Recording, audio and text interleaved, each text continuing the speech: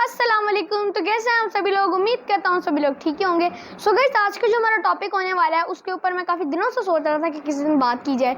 So guys, आज का हमारा टॉपिक है the mystery of Titan. Titan एक सबमरीन है।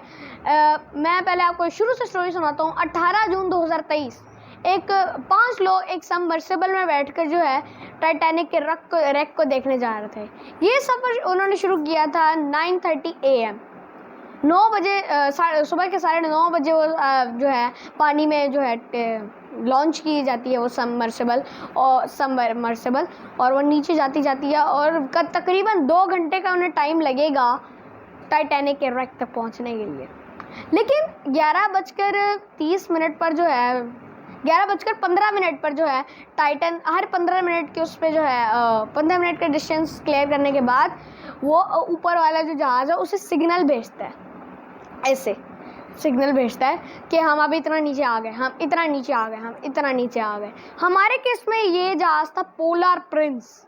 तो वो नीचे जाती रहती है और 4:30 वो टाइम था जिस टाइम टाइटैनिक को अपना टूर ख़त्म करके वापस आ जाना चाहिए था, लेकिन वो नहीं आता। लेकिन फिर भी एक्सपेक्टेशंस लगाई जाती हैं कि वो वापस आ जाएंगे और 7:15 पर जो है 7:10 पर उसे जो है पोलर प्रिंस जो है US कोस्ट गार्ड को इन्फॉर्म कर देता है। पोलर प्रिंस के अंदर जो टीम होती है। खैर, इसी के साथ शुरू होता है एक ऑपरेशन अगेंस्ट टाइम। 4 दिन, क्योंकि उसमें 96 घंटे की सिर्फ ऑक्सीजन जो है वो प्रोवाइड की गई थी और बिल्कुल भी उसके अंदर सेफ्टी नहीं थी। वैसे हम ये जो चलाया जा रहा था ये टाइटैनिक का टूर वगैरह, ये ओशन गेट कंपनी चला रही थी सिंस 2009 में बनी थी। स्टॉकटन और इस कंपनी के CEO थे स्टॉकटन रश। इनका नाम याद रखिएगा, ये हमारे आगे आने वाली स्टोरी में जो बहुत इंपॉर्टेंट पार्ट प्ले करते हैं। तो आज का हमारा टॉपिक यही है, द मिस्ट्री ऑफ टाइटन। आइए समझते हैं कि टाइटन की हिस्ट्री क्या थी।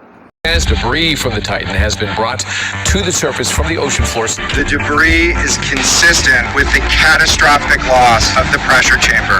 The arrogance and the hubris that sent that ship to its doom is exactly the same thing that sent those people at that sub to their fate. सबसे पहले हमारे लिए ये जानना ज़रूरी है कि वो किस मटेरियल की बनाई जाती है। वो बनाई जाती है कार्बन फाइबर की। हालांकि दूसरे सबमर्सिबल्स या सबमरीन्स बनाई जाती हैं एल्यूमिनियम की, स्टील की या टाइटेनियम की। अच्छा, अगर हम उसके CEO की बात करें तो वो थे स्टॉकटन रश। इनका नाम याद रखिएगा, हमारी कहानी में बहुत ज़्यादा इंपॉर्टेंट रोल प्ले करते हैं आगे। अच्छा, कंपनी की सिंस थी 2009 और जो सबमर्सिबल थी टाइटन, उसका जो वेट था वो जो उसकी हाइट थी वो थी 6.7 मीटर्स और वेट था 10,400 kg। अच्छा, अब 11:15 पर जो है वो अपने सिग्नल जो है वो छोड़ देते हैं वहाँ से नीचे जाते जो सुबह के 11 बजे वो 9 बजे जो है सुबह के वो नीचे जाना शुरू करते हैं। 2 घंटे उन्हें लगने थे इस चीज़ के लिए। पर वो जो है 11:15 पे उनकी जो वो ऊपर पोलर प्रिंस एक जहाज़ था उससे वहाँ पर सिग्नल भेजते थे कि हम इतना नीचे आ गए, इतना नीचे आ गए, अब इतना नीचे आ गए। तो उसके अंदर एक बात ये है कि स्टॉकटन रश ने कोई भी उसके ऊपर सेफ्टी जो है उसके लिए बिल्कुल भी गौर नहीं किया था सेफ्टी पे। और ये जो कंपनी ये चला रही थी उसका नाम था ओशन गेट। तो ओशन गेट कंपनी चला रही थी और उसके अंदर सिर्फ 4 दिन की ऑक्सीजन थी क्योंकि वो अपनी टाइटैनिक का wreck देखने वो जाते हैं फिर।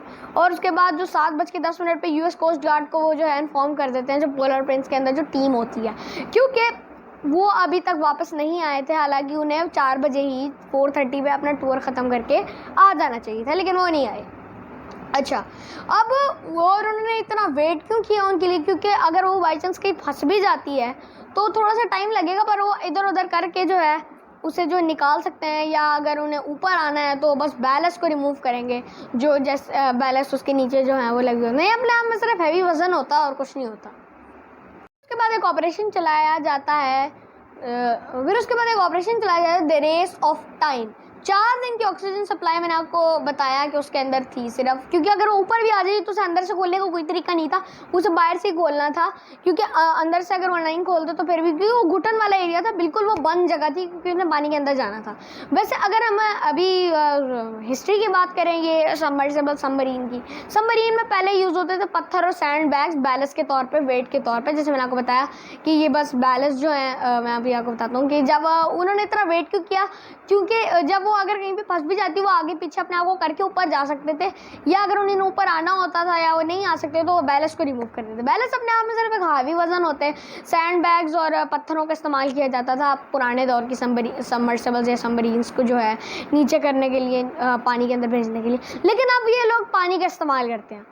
लेकिन आप लोग ये सोचेंगे कि एक डिवाइस लगी होती है जहाज़ पे जो अपनी कंपनी और सैटेलाइट के साथ कनेक्टेड होती है, अपनी जो जिस कंपनी ने भेजा है वो, और जब गवर्नमेंट होती है वहाँ की, वो उनका मुल्क, उससे वो कनेक्टेड होती है, वो उसे ट्रैक कर सकते हैं, और उसको कहते हैं एमरजेंसी पोजीशन इंडिकेटिंग बीकन। वो क्योंकि उससे हम ट्रैक कर सकते थे जहाज़ को कि वो पानी में कितना नीचे है, कहाँ डूबा है या किधर है, क्योंकि वो वाटर प्रूफ होता है, कभी ख़राब ही नहीं होता। तो ये 4 दिन की ऑक्सीजन सप्लाई थी, वो कुछ तो कर नहीं सकते थे, क्योंकि अगर कोई ऑपरेशन करना है तो आपको पहले वो नीचे जाना पड़ेगा, 4 दिन के अंदर अंदर आपको फाइंड करना पड़ेगा, क्योंकि जो सन 1973 में जो डीपेस्ट वो हुआ था, डीपेस्ट ऑपरेशन वाटर का, वो सिर्फ 500 मीटर का ही था। लेकिन जो ये टाइटैनिक का रह गया 3810 मीटर नीचे, ये बहुत ज़्यादा था। और उस टाइम जो है वो ठंड होती है, वो सेल्सियस जो होता है वो -0 डिग्री सेल्सियस तक पहुंच सकता था, क्योंकि लेकिन जब वो उसे ढूंढने के लिए जाते हैं समंदर के अंदर तो बहुत सारे एयरक्राफ्ट्स, बहुत सारे रोबोटिक आइटम्स यूज़ किए जाते हैं उन्हें ढूंढने के लिए।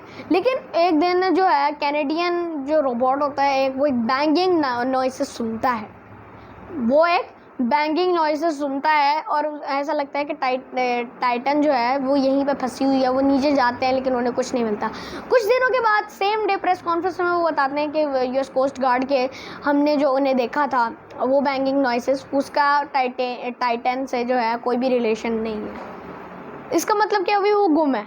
तो वो और नीचे जाते हैं, ढूंढते रहते हैं, लेकिन फिर उन्हें टाइटैनिक के से कभी तकरीबन टाइटैनिक के दोनों पीसेस से 800 किलोमीटर दूर कोई कुछ मलबा नज़र आता है।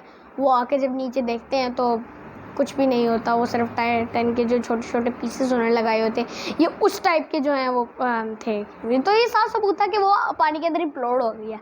अब इम्प्लोजन वर्ड को आपको सुन के ऐसा लग रहा होगा, इसका मतलब है एक्सप्लोजन, यानी कि फट जाना। लेकिन इम्प्लोजन जो है बात मैं आपको वैसे एक और इसके वाले से फैक्ट बताता हूँ। ये सिर्फ कार्बन फाइबर का एक एक्सपेरिमेंटल डिज़ाइन था पाया, क्योंकि आज से पहले कभी भी किसी ने ट्राई नहीं किया, और ये सिर्फ एक एक्सपेरिमेंटल डिज़ाइन था कि देखा जाए कि ये कैसा वर्क करता है समंदर की जो है गहराई में। लेकिन ये देख के हमें साफ साफ ये पता चल जाता है कि जो this is not a suitable metal for this, ये बिल्कुल भी सूटेबल मेटल नहीं है उसके लिए। और यही सेम चीज़ कही थी रॉबर्ट बेलार्ड ने, जिन्होंने डिस्कवर किया था टाइटैनिक in 1985।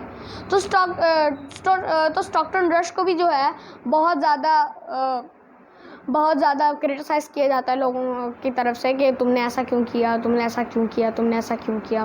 क्रिटिसाइज़ किया जाता है स्टॉकटन रश को।